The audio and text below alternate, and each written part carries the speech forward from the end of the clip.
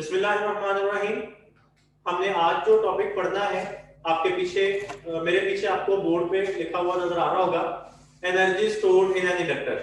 Chapter 15 का इंतहाई important long question है और इंतहाई आसान है। अगर आप पास्ट पेपर देखेंगे तो पास्ट पेपर में कई बार ये topic as a long question आपको आया हुआ नजर आ रहा होगा। बेटे, चैप्टर नंबर 12 में हम लोगों ने एक टॉपिक पढ़ा था एनर्जी स्टोर्ड इन कैपेसिटर के नाम से, और उस टॉपिक में हमने ये बात अंडरस्टैंड की थी कि कैपेसिटर जो है वो इलेक्ट्रिक फील्ड की फॉर्म में एनर्जी को स्टोर कर सकता है। तो just like a capacitor, an inductor can also store energy but in the form of magnetic field। बिल्कुल जिस तरह कैपेसिटर इलेक्ट्रिक फील्ड की फॉर्म में एनर्जी स्टोर करता है, तो बिल्कुल वैसे ही एक इंडक्टर जो है वो मैग्नेटिक फील्ड की फॉर्म में एनर्जी स्टोर कर रहा होगा। तो अब इंडक्टर इस मैग्नेटिक फील्ड की फॉर्म में जो एनर्जी स्टोर करता है, हमें उस एनर्जी का फॉर्मूला यहाँ पे ड्राइव करना है। तो फॉर्मूला ड्राइव करने के लिए हम लोग यहाँ पे सबसे पहले एक इंडक्टर कंसीडर करते हैं। और मैं आप लोगों को याद करवा दूं, प्रीवियस लेक्चर में आपने ये अंडरस्टैंड किया था कि इंडक्टर हमारे पास एक ऐसी कॉइल है जिसमें बैक ईएमएफ इंड्यूस हो जाता है। कोई भी एक ऐसी कॉइल जिसमें बैक ईएमएफ इंड्यूस हो रहे होते हैं, उसको हम लोग नाम दे सकते हैं इंडक्टर का। तो अभी यहाँ पे आपके सामने जो है वो मैंने एक इंडक्टर बनाया, और हम लोग क्या कहते हैं जी, इस इंडक्टर को एक स्विच के थ्रू एक बैटरी के साथ अटैच कर देते हैं। हम इसको एक स्विच के थ्रू एक बैटरी के साथ इस तरह से अटैच कर देते हैं। अब बेटा ये तो स्विच लगा हुआ, अब जब तक ये स्विच ऑफ होगा तो इस इंडक्टर में से कोई करंट पास नहीं कर रहा। और बच्चों जब इस इंडक्टर में से कोई करंट पास नहीं कर रहा, कोई मैग्नेटिक फील्ड इंड्यूस नहीं हो रही, कोई कुछ भी नहीं हो रहा, और ना ही कोई एनर्जी यहाँ पे स्टोर हो रही है। लेकिन आप लोग ये जानते हैं कि जैसे ही आप इस स्विच को ऑन करेंगे, तो जैसे ही ये स्विच ऑन होगा तो इस इंडक्टर में से इस डायरेक्शन में करंट फ्लो करेगा from the positive to negative terminal of battery.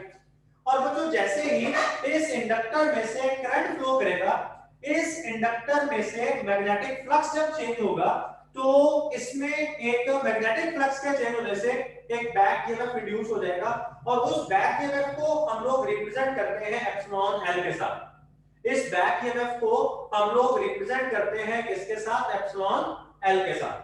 अच्छा, जब ये बैक ईएमएफ इंड्यूस होता है तो हम लोग ये बात जानते हैं कि जो बैक ईएमएफ है उसने बैटरी को अपोज करना होता है। तो अब बैक ईएमएफ की वजह से इंड्यूस करंट आएगा। तो अगर बैक ईएमएफ हमारी बैटरी को अपोज कर रहा है, तो इंड्यूस करंट जो होगा वो बैटरी के करंट को अपोज करेगा। अब बैटरी जब इस इंडक्टर में से करंट को फ्लो करवाती है और वो करंट को कॉन्टिन्यूसली फ्लो करवाना चाहती है, तो बैटरी को करंट को फ्लो करवाने के लिए चार्जेस के ऊपर उस बैक ईएमएफ के अगेंस्ट वर्क करना होगा। तो बैटरी उन चार्जेस के ऊपर जो वर्क करेगी, वही वर्क जो है वो मैग्नेटिक फील्ड की फॉर्म में इंडक्टर के अंदर जाके स्टोर हो रहा होगा। अच्छा जी, यहाँ पे अगर बैटरी जो है वो चार्जेस के ऊपर जो वर्क कर रही है, उसको अगर उस वर्क को अगर मैं W के साथ रिप्रेजेंट करूं, और जो चार्जेस फ्लो कर रहे हैं उन्हें डेल्टा Q के साथ, और जो बैक ईएमएफ इंड्यूस हो रहा है उसे एप्सिलॉन L के साथ, तो जो बेसिकली जो हमारे पास चार्ज है वो उस इंड्यूस या बैक ईएमएफ के अगेंस्ट फ्लो कर रहा है। तो इसलिए बैटरी को डेल्टा Q चार्जेस को उस बैक ईएमएफ के अगेंस्ट फ्लो करवाने के लिए उसके ऊपर वर्क करना पड़ता है। तो ये वर्क मैंने लिख दिया कि delta Q into epsilon L के इक्वल है। अब हम लोग ये बात जानते हैं कि एप्सिलॉन L जो है हमारे पास, ये L delta I over delta T के इक्वल है। ये भी हमने प्रीवियस लेक्चर में अंडरस्टैंड किया था। ये बच्चों हमने प्रीवियस लेक्चर में अंडरस्टैंड किया था कि एप्सिलॉन L जो है ये हमारे पास कहलाता है सेल्फ इंड्यूस्ड ईएमएफ या बैक ईएमएफ, और इसका फॉर्मूला जो है ये हमारे पास, ये हम लोगों ने पढ़ा था, ये L into delta I over delta T। तो फिर ये वाली वैल्यू जब हम यहाँ पे पुट कर देंगे तो हमारे पास आ जाएगा work is equal to delta Q into L delta I over delta T। तो ये हमारे पास पास यहाँ पे इक्वेशन बन गई। अभी देखें ये जो L है सबसे पहले मैं इसको बाहर निकाल लूंगा तो ये इधर आ गया, डेल्टा T जो है वो डेल्टा Q के नीचे में ले आऊंगा तो इधर आ गया, और जो डेल्टा I है इसको मैं इधर प्लॉट कर दूंगा, इधर लिख दूंगा।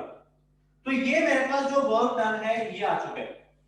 अब इस इक्वेशन में अगर हम लोग गौर करें तो delta Q over delta T ये मेरे पास बच्चों एवरेज करंट है। Delta Q over delta T जो है ये मेरे पास क्या है, ये मेरे पास एवरेज करंट है। और अब एवरेज करंट का फॉर्मूला आप लोगों को पता है क्या होगा, कि initial value of the current plus final value of current divided by 2। तो बच्चों जब ये स्विच ऑफ था उस वक्त करंट की वैल्यू थी 0, और जैसे ही आपने स्विच को ऑन किया करंट चला गया I पे, तो हमारे पास इसके इनिशियल वैल्यू बनेगी 0, इसकी फाइनल वैल्यू बनेगी I, और इन दोनों वैल्यूज को ऐड करके आप लोग क्या कर रहे हैं, 2 पे डिवाइड कर रहे हैं। तो फिर हमारे पास जो एवरेज करंट है इसकी वैल्यू आ जाएगी, या इसका फॉर्मूला आ जाएगा जी 1/2I। अब इसी तरह डेल्टा I ये हमारे पास कहलाता है change in current, change in current delta I। अब इस डेल्टा I आपको पता है चेंज का फॉर्मूला ये भी हमारे पास क्या होता है जी, final value minus initial value. तो करंट की फाइनल वैल्यू यानी जब आपने स्विच को ऑन किया वो I की, और इनिशियल वैल्यू आपके पास I 0, तो I माइनस 0, तो डेल्टा I जो आएगा हमारे पास ये भी I के इक्वल आ जाएगा। तो इन दोनों वैल्यूज को delta Q over delta T and delta I, इन दोनों वैल्यूज को जब आप इक्वेशन में पुट करेंगे, putting values of delta Q over delta T and delta I in above equation, जब आप इन दोनों वैल्यूज को ये वाली जो इक्वेशन है इसमें पुट करते हैं तो आपके पास आएगा जी कि जो वर्क है that is equal to L into 1/2 into I into I। ये delta Q over delta T की जगह पे 1/2I आ गया और डेल्टा I की जगह पे I आ गया। तो फिर बच्चों हमारे पास जो वर्क आएगा ये 1/2 Li² के इक्वल आएगा, और यही जो वर्क है ये बेसिकली हमारे पास एनर्जी स्टोर्ड के इक्वल है। तो एनर्जी स्टोर्ड हमारे पास आ गई जी 1/2 Li²। इसको आप नाम ले सकते हैं इक्वेशन ए का। अब जैसे कि मैंने जब ये टॉपिक स्टार्ट किया तो मैंने टॉपिक के स्टार्ट में आपसे ये कहा कि जो इंडक्टर है it stores energy in the form of magnetic field. अभी अगर आप गौर करें तो ये जो हमने एनर्जी स्टोर का फॉर्मूला निकाला है, इस फॉर्मूला में कहीं पे भी मैग्नेटिक फील्ड नहीं आई। तो हमें इस फॉर्मूला को इस तरह से डेवलप करना है, इस तरह से हमें इसको चेंज करना है कि इसमें मैग्नेटिक फील्ड यानी बी आ रहा हो। तो अभी जी हम लोग क्या करेंगे, अभी हम लोग यहाँ पे लिखते हैं कि जी हम जानते हैं कि जब इस इंडक्टर में से करंट पास करता है, जब इस कॉइल में से करंट पास करता है तो इसके गिर्द एक मैग्नेटिक फील्ड प्रोड्यूस होती है। As current passes through inductor, magnetic field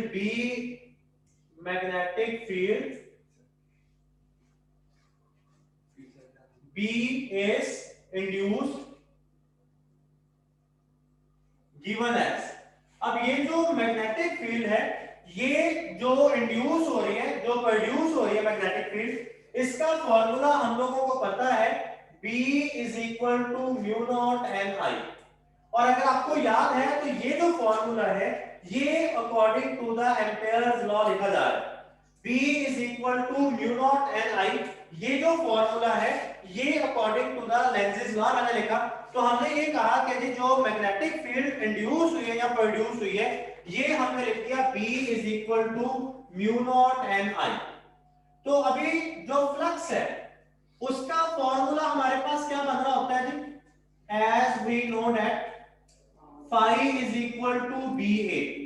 यहां पे आप B की वैल्यू पुट करें तो हमारे पास आ जाएगा जी phi is equal to mu naught n I into A। तो ये हमने फ्लक्स का फॉर्मूला निकाल लिया। अब हमें पता है, हमने सेल्फ इंडक्टेंस वाले टॉपिक में एक इक्वेशन पढ़ी थी n phi is equal to L I. अब इस फॉर्मूला से अगर आप L की वैल्यू निकालें तो ये हमारे पास आएगी जी n phi ओवर i। तो यहां पे आप phi की वैल्यू पुट कर लें, पुटिंग वैल्यू ऑफ phi।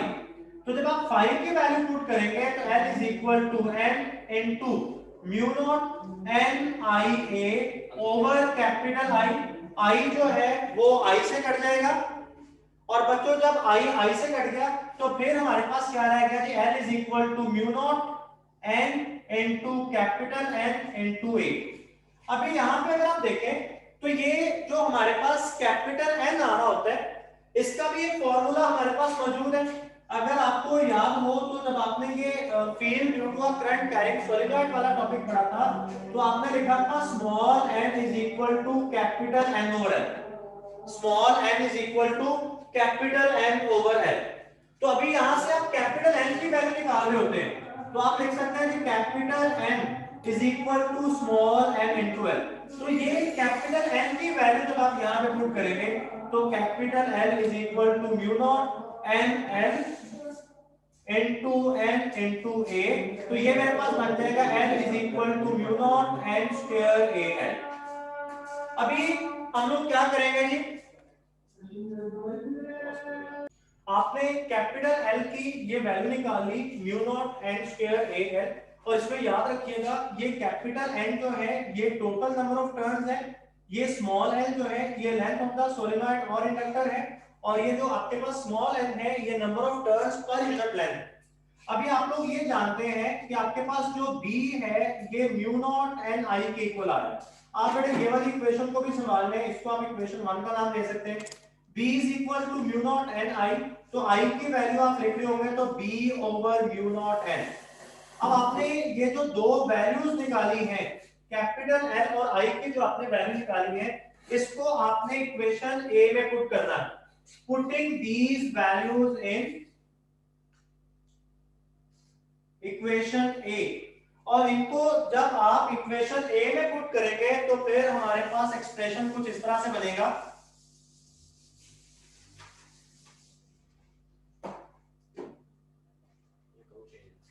आपने जब यहाँ पे वैल्यूज पुट करेंगे ना तो फिर हमारे पास जो एनर्जी का फॉर्मूला बन जाएगा, energy stored is equal to, energy को U के साथ भी रिप्रेजेंट कर रहे होते हैं 1/2, और कैपिटल L की जो आपने वैल्यू निकाली है mu naught n square a L, और I की जो आपने वैल्यू निकाली है B over mu naught n, और I का चूंकि स्क्वायर है इक्वेशन A में तो इस वैल्यू का भी स्क्वायर आ रहा है।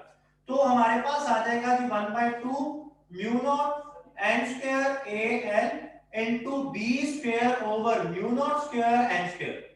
तो यहां पे देखें जी ये n का स्क्वायर तो इसके साथ कट जाएगा और म्यू नॉट जो है वो स्क्वायर के साथ कट जाएगा, तो हमारे पास रह जाएगा u is equal to 1/2 b square over mu naught into a into l।